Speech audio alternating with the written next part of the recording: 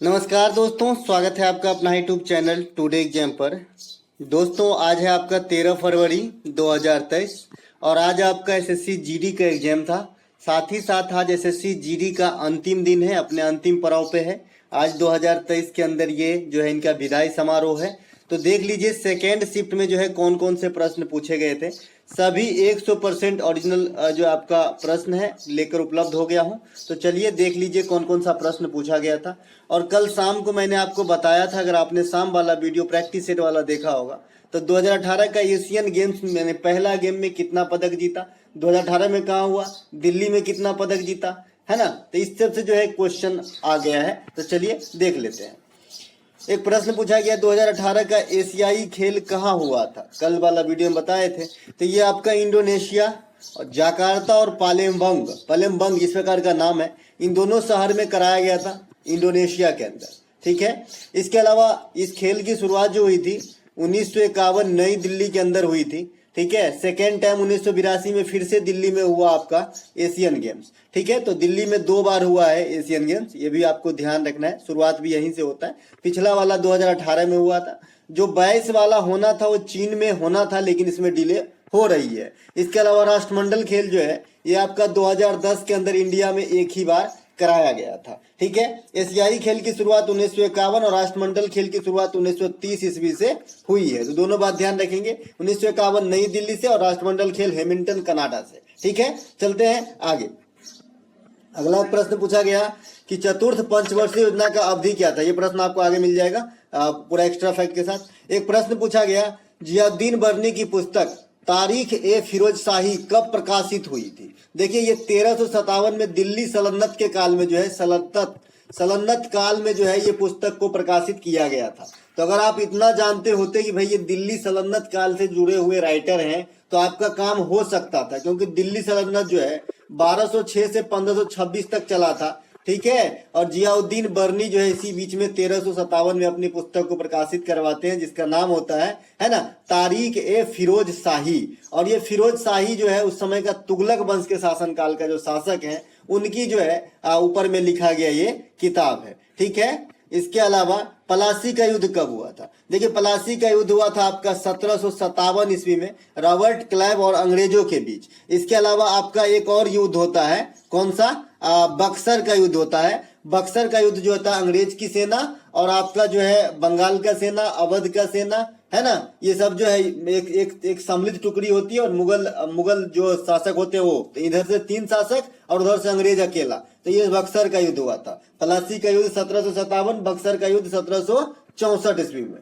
ठीक है। इसके अलावा चतुर्थ पंचवर्षीय योजना का भी अभी आपने देखा कि कार्यकाल पूछा था। तो देखिए पहला शिफ्ट में जो है पंचवर्षीय योजना से कोई प्रश्न नहीं पूछा, लेकिन इकोनॉमिक्स से एक प्रश्न पूछा। दोस्तों जो भी बच्चे एग्जाम दे के आए हैं प्रथम शिफ्ट का, सभी 20 क्वेश्चन का आंसर मिलाने के लिए मैंने वीडियो अपलोड कर दिया हूं। 20 क्वेश्चन प्राप्त हो गए थे, सभी के ऑथेंटिक आंसर के साथ अपलोड किया हूं। तो आप देख सकते हैं जो सेकेंड वीडियो मैंने आज अपलोड किया था उसमें पूरा 20 प्रश्न मिल गए थे। ठीक है। और आप लोगों की मेहरबानी से ही मिले थे, क्योंकि जो बच्चे हैं अब जो है क्वेश्चन भी पोस्ट कर देते हैं, बहुत अच्छी बात है। तो आप लोगों को तक पहुंच जाता है टाइम से, है ना। तो जो चतुर्थ पंचवर्षीय योजना था इसका अवधि जो था 1969 से 1974 था।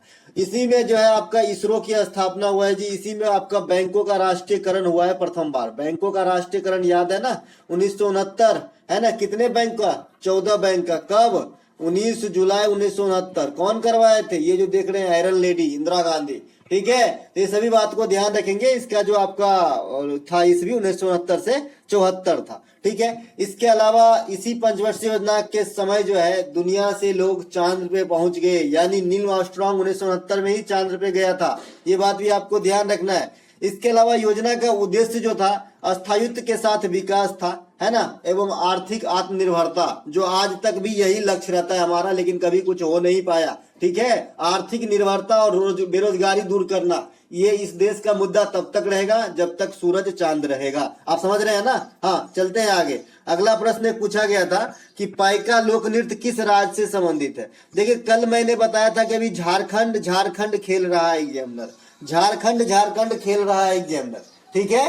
तो इसी में पाया जाता है पाइका लोक नृत्य। पाइका लोक नृत्य जो है झारखंड में पुरुषों के द्वारा ये जो है आपका सेना वगैरह के वेशभूषा में किया जाने वाला एक प्रकार का नृत्य है। तो ये आपका झारखंड के अंदर होती है। झारखंड के अंदर सरहुल होती है, छऊ भी होती है। झारखंड के अंदर महिलाओं के द्वारा जट जटीन भी होती है ना। तो ये सब भी ध्यान रखेंगे, है ना। झारखंड के अंदर तो ये सब त्योहार मनाया जाता है झारखंड में। इसके अलावा झारखंड का जो सरहुल त्योहार है, इससे क्वेश्चन आता है कि वहाँ के जो है किसके द्वारा मनाया जाता है। तो आम लोगों के द्वारा नहीं मनाया जाता है, ये आदिवासी समुदाय के द्वारा जो है सरहुल त्योहार जो फेस्टिवल है उसका वो मनाया जाता है। और झारखंड में ये आदिवासियों का सबसे फेमस फेस्टिवल है आपका सरहुल त्योहार, ठीक है। तो ये बात भी ध्यान रखेंगे। साथ ही साथ मैंने छऊ के बारे में बताया था कि ये झारखंड में तो मनाया ही जाता है। इसके अलावा ये जो है आपका ओडिशा के अंदर और ये आपका पश्चिम बंगाल के अंदर, ये तीनों के अंदर आपको जो है छऊ नृत्य देखने को मिलेगा, ठीक है। इसके अलावा एक प्रश्न पूछा गया था आपसे कि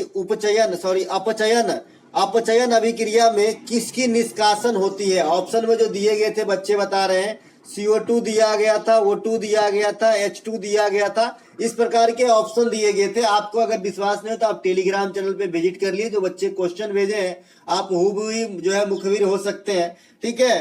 तो ये जो है आपका मैंने आपको बता रखा है भाई कि ऑक्सीकरण अभिक्रिया और अवकरण अभिक्रिया, ऑक्सीकरण और अवकरण, ऑक्सीकरण और अवकरण, है ना, ये बता रखा है। ऑक्सीकरण जो है, ऑक्सीकरण में क्या ऑक्सीजन का साउंड आता है ना, ऑक्सीजन का साउंड आता है, ठीक है।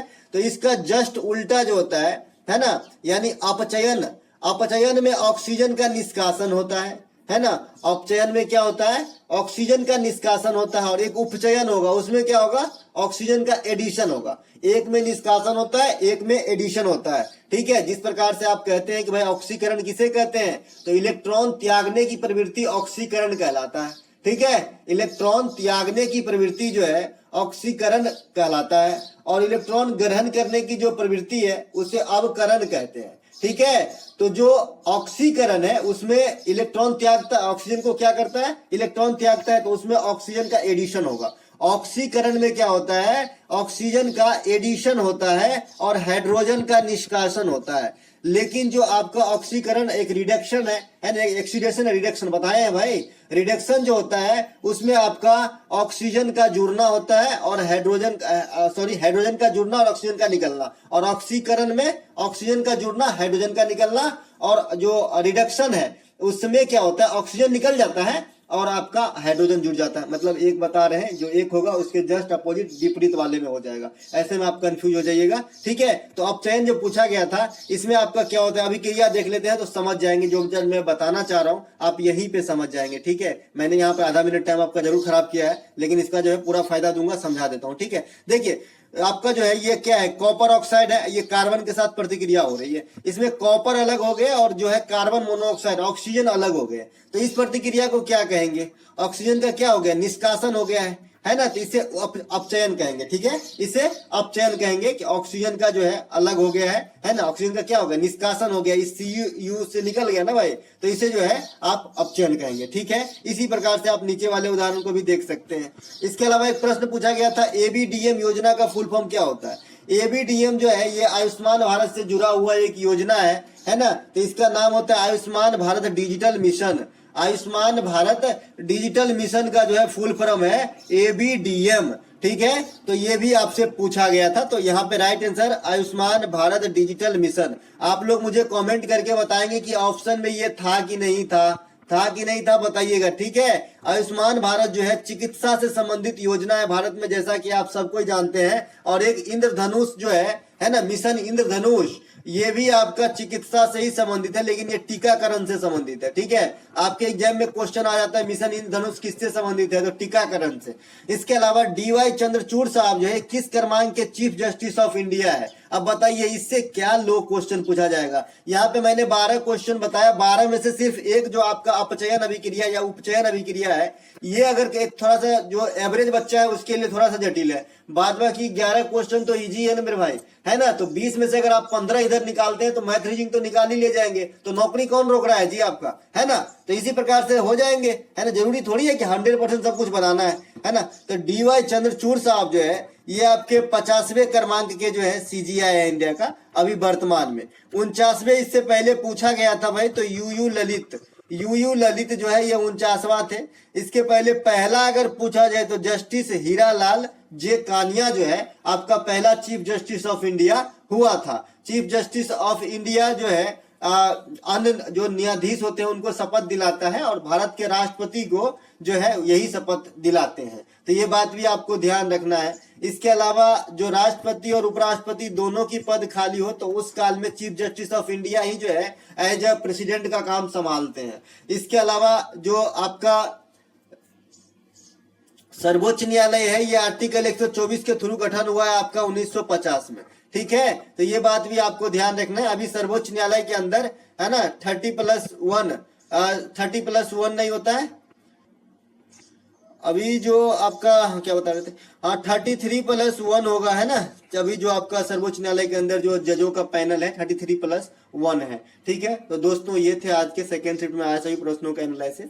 अगर जो जिनको जो एग्जाम दे के आए हैं उनके लिए अगर क्वेश्चन प्राप्त हो जाता है 2500 तो मैं अलग से एक आंसर मिलाने वाला वीडियो ले आऊंगा जैसे पहले शिफ्ट में ले आया था। तो मिलेंगे एक नए वीडियो में, तब तक के लिए जय हिंद। अच्छा लगा हो तो लाइक करेंगे, और एमटीएस का वीडियो आप लोग अटेंड नहीं कर रहे हैं तो प्यारे बंधु अगर एमटीएस का आप तैयारी करना चाहते हैं तो रोज रात को 9 बजे आपको वीडियो मिल जाती है, तो इसे जरूर से जरूर अटेंड करें। आपके काफी काम का है, आप पहले ही दिन जब देखेंगे तो आप समझ जाएंगे कि क्या काम का है या नहीं है, ठीक है। मिलेंगे एक नए वीडियो में, तब तक के लिए जय हिंद।